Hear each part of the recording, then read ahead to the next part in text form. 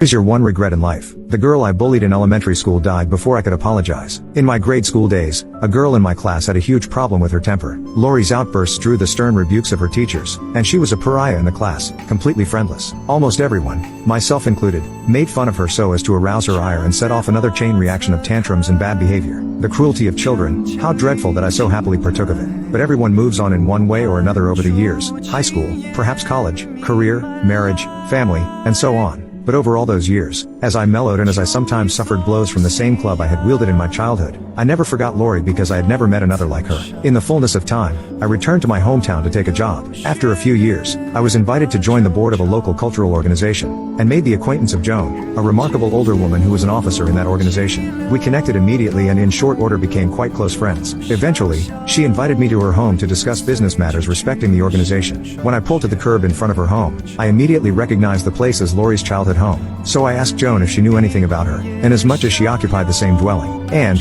indeed, she knew all about Lori, and the two had actually become close friends, as close as any two women can possibly be. Perhaps owing to her rejection as a child, Lori had become an activist for animal welfare. She volunteered at the shelter, took in strays and cripples, and spent every penny of her earnings on the care of the many non-human species who were fortunate enough to have known her. Joan's account went on at great length, each story triggering the memory of another, as we two slowly polished off a bottle of fine scotch, together, and the wee hours drew nigh. And all the while, my own memories of those school days and my inhuman behavior loomed larger and larger in my consciousness. And with that, my regret was horribly magnified. I confessed the sins of my youth to Joan, and said I would very much like to meet Lori so as to apologize. "Don't be so hard on yourself," said Joan, taking my fingers in her hand and giving a gentle squeeze of assurance. "Kids are like that. You didn't know at the time, but now you do. That's the important thing." I know Lori would agree. Would agree? Would?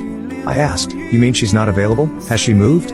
"In a way," Joan said. She pushed a newspaper across the kitchen table to me. It was folded so as to expose the obituaries. I scanned it. There was a short notice, almost no notice at all, really about the accidental death of Lori Smith, just 2 days prior. She was driving along the interstate, Joan said, when she saw a wounded dog on the shoulder. It had been hit by a motorist, and so she did what she always did. She stopped, went to gather up the animal, and transport it to the vet. But the dog was very heavy and in terrible pain. Lori stepped too far into the road, and a passing motorist hit her. She and the dog were smeared across the pavement. "Holy hell, Joan," I gasped. "How do you know this?" "Nothing here in the obit about it. I was a passenger in her car," answered Joan. I sat in stunned silence. Joan poured out the last 2 inches of scotch, an inch for each of us, taken neat. At first we sipped, then we threw it back and swallowed. She lit up, held out the burning match to me, and I pulled a Camel to my lips and touched the other end to the flame. "For what it's worth," said Joan, "you now know how close Lori and I were, and you are the only one who knows. So, your expression of regret to me is just the same as making it to her. I promise. As to your bad behavior as a child, it is something you'll have to live with for the rest of your days. Regret it as you might,